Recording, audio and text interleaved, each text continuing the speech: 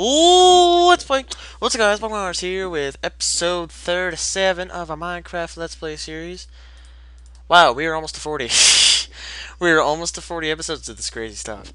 So, how have you guys been? Week's been so far? It's Wednesday. It's a Minecraft Let's Play day, as I like to call it, or equals 3 day. Ray William Johnson. This is not gonna be a YouTube focused episode. Actually, I'm gonna try and just focus on a variety of different things. Yeah, so let's jump right into this. I think I did a little bit, but not too much. My life kind of exploded over the past day or so. Tuesday, especially. Tuesday was, it was a long day. It's a really long day. I, of course, got home from school at, regular time and all that. I made a card for not my band director, sorry, the middle school band director, who came and, like, helped out with our band and whatnot, made us sound really, really good. I really appreciated his help, as did everybody else, and I wanted to sort of give him something to sort of say, hey, we really appreciated you coming out and doing this, because he didn't have to come out and help us. But, he helped us out of the goodness of our heart and whatnot, and that was sort of his thing, and I'm glad he did. I'm glad he took the time um, to sort of do that. It was really good of him to do. So I think, was it the last episode that I built that? Yeah. So what I did in between was I mined some stuff. I don't remember how much cobblestone I got exactly, though. I know it was a good amount. Yeah, see? So I'm gonna go ahead and move this stuff, and we'll draw cobblestone. We're gonna build more of that house. I don't know where this house is gonna go. No idea. But whatever. We're gonna build more of it. I have no plans at all, like, beforehand for this house. I'm just like, let's build, and that's exactly what I'm gonna do. I suppose I could have it extend over to that. That'd be kind of cool. And then that could sort of become my little base to sort of extend into the unfamiliar world a little bit.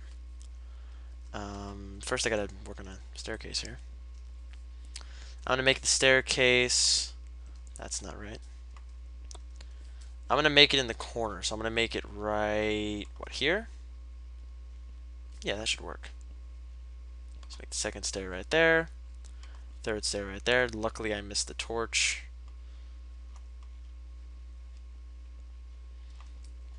And we're just gonna keep building. What have I been doing the last few days? Oh, playing a lot of Pokemon.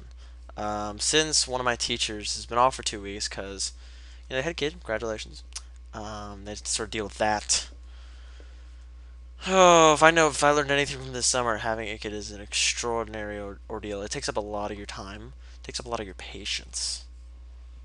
Like, I'd be on Skype calls with this guy who had to deal with his kid all the time. What kind of people do I talk to? No, I have friends who are like, 26. I have a friend who's 42. I have another friend who's 27. It just kind of varies. And they have their own lives to deal with, and sometimes he would have to get off for a little while and like deal with his kid. It was all good because we understood, sort of what that entailed. What am I gonna do here? Yeah, I can't extend yet. Okay, I'll just build up another wall. Um, and so since he's been gone, me and another friend, we've just been sort of, because we're ready for the test that's coming up the week he gets back. So we're just sort of, we're slacking off a little bit, I will admit. I'm not going to try and hide what we're doing, but I'm not going to mention who the friend is, so it's an equalizer. We're just playing Pokemon. And I'm sort of getting back into that, and I'm realizing there's a lot to the world I miss, specifically breeding. If you played Pokemon before, you know what I'm talking about, with the daycare lady and whatnot. That's how you breed Pokemon. So I watched a video about breeding about a year or two ago, and I never really processed what he was saying. But I looked, and it's like Pokemon that you wouldn't have thought could learn moves can actually learn really cool moves um, when they're bred. I can't think of any specific examples. I only looked up two different Pokemon. I looked up Whismur and Ralts because I'm playing Ruby, sorry. Just to see sort of what their evolved versions look like because they never really trained them. I would always ignore Whismur, and then I'm like, oh wait, he evolves to Exploud. So, and I figured out Exploud can learn like Earthquake, and I think Fire Blast and Flamethrower, that kind of stuff, as well as I think Strength as well. And Strength isn't, not a bad move. It's not a terrible move. And then Aggron can learn things like Surf. Aggron is, of course, the third evolved form of Aron, and he's a Steel Rock, and he can learn a Water-type move, which doesn't make any sense. But Gyarados can learn Thunder, which is just destroys the actual Pokemon that uses it. So it's weird like that. I've just been training them up on using my starter to just sort of power that up. It's at like level 27 or 28, I think. I put a lot of hours into it. For those of you who think, that I'm a little kid for playing Pokemon, Pokemon was not originally meant for kids. um, I bring this up to people a lot, and they're like, you're an idiot, you don't know what you're talking about. Calm down, okay? Look at the very first Pokemon game. I could cite Lavender Town as a specific example, and I really don't have to go any farther, but I want to dig deeper. Having Missing No is an issue. That was just a programming quirk. But just all the little things that went into the very first game, it wasn't really meant for kids. I mean, look at, this is something I was talking about with one of my what a Korean ninja and all that, that thing. Me and her were talking about Harry Potter for like 20 or 30 minutes, and we agreed Harry Potter's not for kids either. You got the Dementors, you got the Death Eaters. The entire plot is about someone's parents getting killed and then the vengeance of that. So it's interesting. It's very interesting that that's become an accepted children's movie. That like 5-year-olds are like, I want to watch Harry Potter. And it's just like, it's interesting. Of course, I've enjoyed the heck out of Harry Potter. I mean, during that entire conversation, I was connecting things that she didn't even know existed. So that was a thing. And it was really cool. It was really cool to talk about a series again that I had enjoyed as a kid, but never really got to flush out. I mean, for instance, I still remember that Filch and Madam Prince, they had a relationship of sorts going on. It was rumored around the school they were banging essentially. And I actually wrote a thing a few years ago based on that. I forget what it was, but we had to choose a minor character from a series that we loved, which of course was Harry Potter, and we just had to be like, okay, write a story for that character. That's why I chose Filch. And I remember the Madam Prince thing, and I just went off of that. And I said, oh, they got together, they left Hogwarts, they had kids. I think it was that she had found out about the quick spell course that Filch was taking in order to learn how to do magic. Because he was a squib. So that was never mentioned again, by the way. The quick spell course, that was never mentioned again. But Rowling did all these different things she sort of planted things in the series that you could use later. Biggest example of that is Polyjuice Potion, because the fake Mad Eye uses Polyjuice Potion to get into Hogwarts, trick Dumbledore and everybody else, and successfully steal Harry away to bring Voldemort back.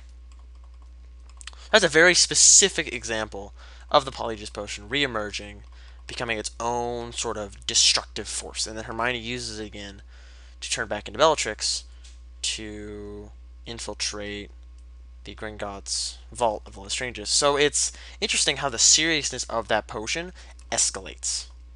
Because you've got, just trying to break into a common room to figure out about who's the heir of Slytherin, and obviously it wasn't Draco at all, to bringing Voldemort back, to breaking into a vault of Gringotts. Which, right at the beginning of Gringotts, it says that's really not possible to do that. So it's just really interesting how all of the stories sort of ties together. I'm trying to think of another example, but I just can't do it. I think Obliviate was an interesting thing, because Obliviate was introduced in the second movie, never used again, but used to sort of destroy a character that wasn't really needed after the second book, because using Lockhart's sort of arrogance, she was able to sort of bring the whole Chamber of Secrets story into itself in the first place. Because Lockhart was a really arrogant person. I still remember as he was walking down the steps, he was sort of naming off his titles. Order Merlin, third class. What the heck was it? 5-time winner of Witch Weekly's Best Smile Award. Don't know why I remember that. Like, she was even surprised I remember, like, why do you remember that one detail? Because the detail was not important at all. He was still an idiot. But just me remembering that detail was very, very weird. I found it weird, too. But yeah, my memory is weird like that.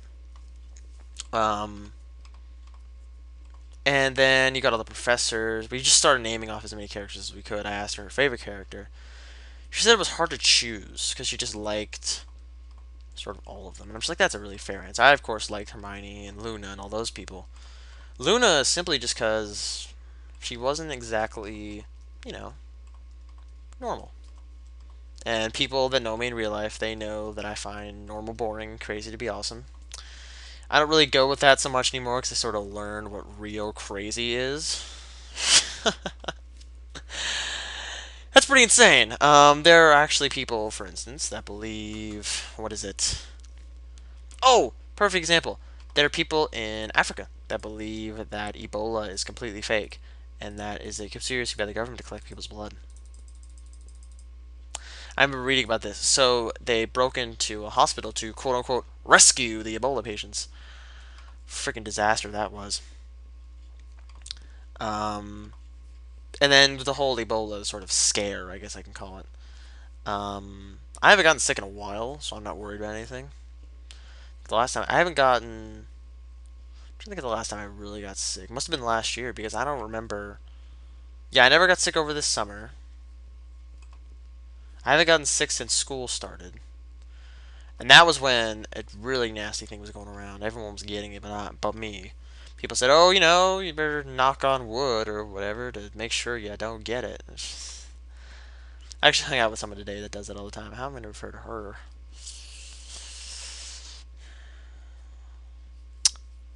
Fall Out Boy fangirl. that's how I'll. That's how I'll refer to her. Of course, she's much better than what that nickname implies. Me and her were hanging out for an hour or so, and then one of my friends from Marching Band, came over and sort of hung out as well. And then her brother showed up, and it was really fun. I think stayed over there for like 2 hours or something. Um, yeah, she's a really cool person. I let her just build a second floor. Did I put a roof? I think I did. Yeah, I did. But yeah, that's how the house is coming along. Pretty nice, pretty nice. I'm gonna go inside. Actually, that creeper's creeping me out. Get it? And that friend is one of those people that enjoys puns, so that's usually why I keep them in circulation, is to make sure I never run out. But she made the point that I'm the person that makes the most puns that she's ever heard. She's like, I really like puns, but dude, you've got to stop. It's like I do get it because they do get old. Um, Eventually. Not for me, obviously, because I'll just make them all day long. Any pun that is made will just be brilliant. Our band director makes puns. It's quite nice. Oh, I said I wouldn't talk about marching band. I will talk about one thing. Practice on Tuesday night, we did this whole tradition where, all the seniors went off. We sort of went into the stands and we watched the underclassmen perform the show for us. And it was a very surreal moment to be up there. And it just sort of hit me like a brick wall. This will be the last marching band show that I march. I'm not going to get sad and soppy over it, but it's just like, I'll do that on Sunday. But yeah, I did film it. I got a whole video of it, so I can look back on it in years into the future. And it's definitely been a good ride. But that's all I'm gonna say about it. Because again, we'll talk about it on Sunday. Gonna specialize it on Sunday. Um, oh, I did want to talk about one thing that I found really interesting. We went over. I'm gonna slow down here a little bit. We went over an article in forensics today. Gotta love forensics. Gotta love the teacher especially. He is. It's really cool. But this case that we went over, it was some guy. Let me see here. It was some guy in Norway, and he starts killing people. Killed 77 people because he thought that he was being like a nationalist and he was safeguarding Norway from Islamic influence. I found this interesting because immediately politics was brought in by saying that he was a far right, and like being a nationalist is apparently being far right because fascism apparently falls on the right of the political spectrum, which is completely incorrect. But, or at least in my opinion, it is. Because fascism is essentially nationalist socialism, isn't it? I mean, that's at least what Hitler did, but then Hitler wasn't a fascist. It's just a very interesting conversation. Anyway, I just found it interesting because, and that's why I sort of underlined in the article. That's why I took it home because I want to talk about it. It's very interesting that just immediately party lines are drawn, and he's sort of drawn as this far right radical. It's very interesting to me because that happens often. My side of the political spectrum gets attacked a lot. That's why I haven't talked about it recently. I mean, the last time I had a good political conversation was a good. Oh God, I don't even remember the last time. Because I just don't talk about it as much anymore, simply because I just get so much backlash. Because there's so many people who are not idiots about it, but are not willing to listen. And I understand that completely. I'm only 19 years old, and I still want to talk, talk, talk, talk, talk, and impress people with what I think I know. But if you're watching this and you're a freshman or sophomore in high school, what you think you know may not be so. That I got from John Stossel from his 2005 book, Myths, Lies, and Downright Stupidity. I'm actually really excited about this. Where's that book? I got a new book today from one of my teachers.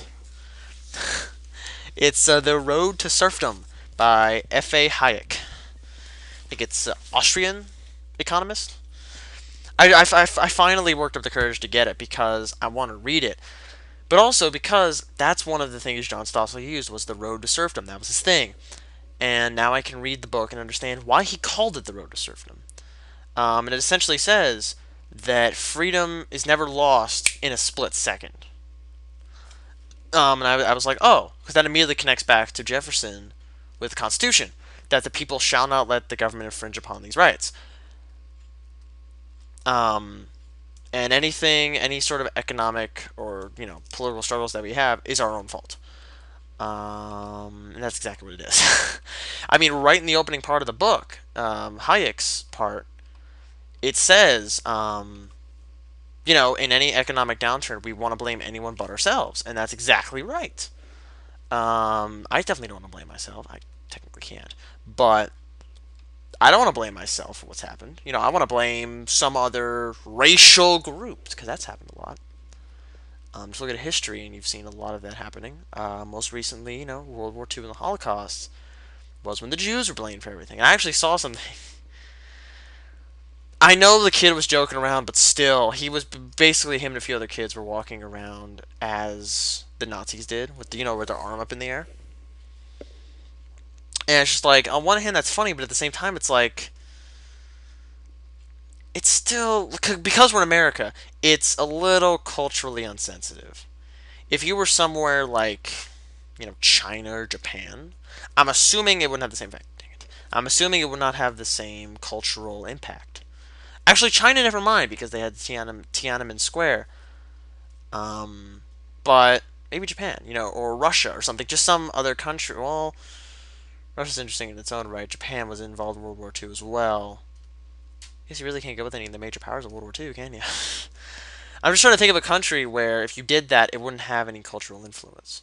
And we actually had to write an essay about comparing cultures in Forensics Today based on two very different characters.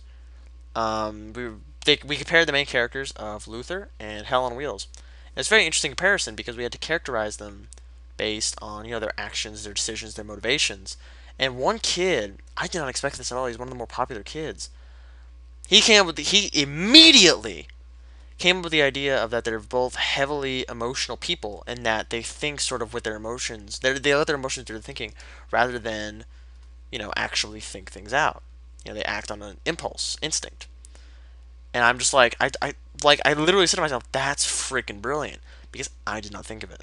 I didn't think of it at all. I did not have that, I did not even have a seed of that thought. So it was really good to sort of see it from that guy. It was really cool. It's always nice when someone that you don't expect says something like that.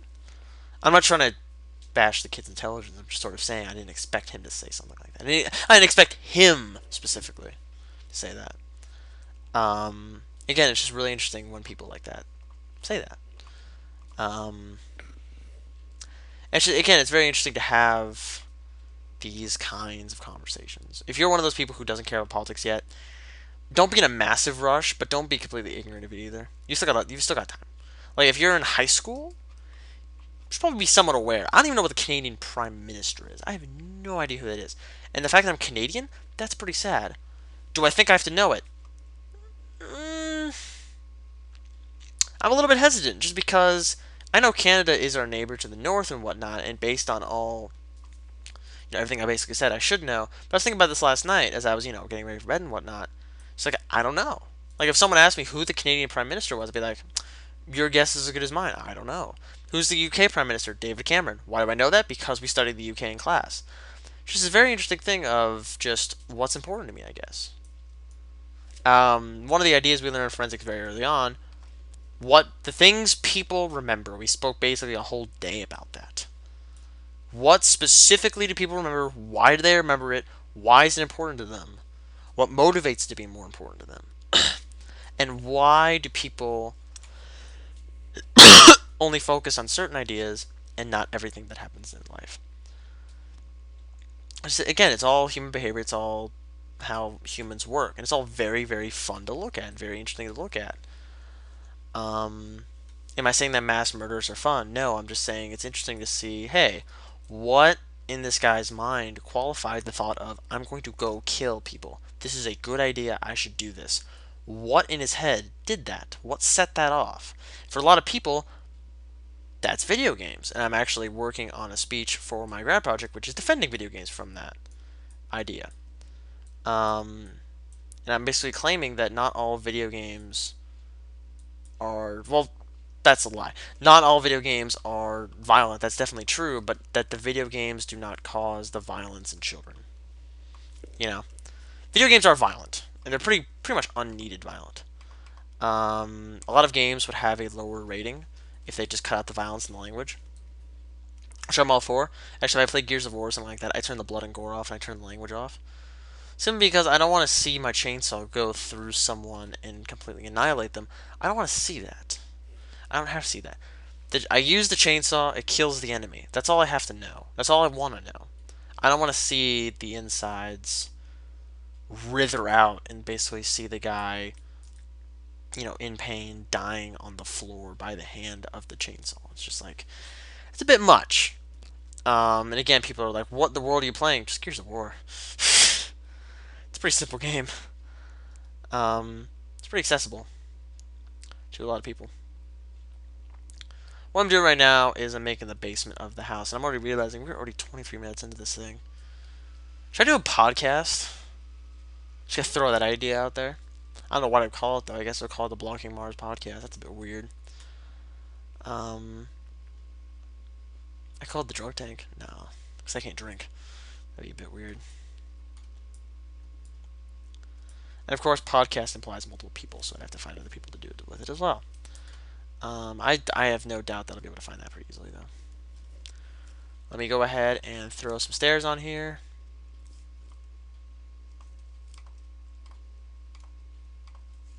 There we go. And that's that. So again, more digging, more constructing. I do like how this house is coming along. It's a lot bigger than it was the last time we ended. And of course, I'm just going to mine more and more cobblestone for it. But I hope you guys enjoyed. I definitely enjoyed filming this video as well.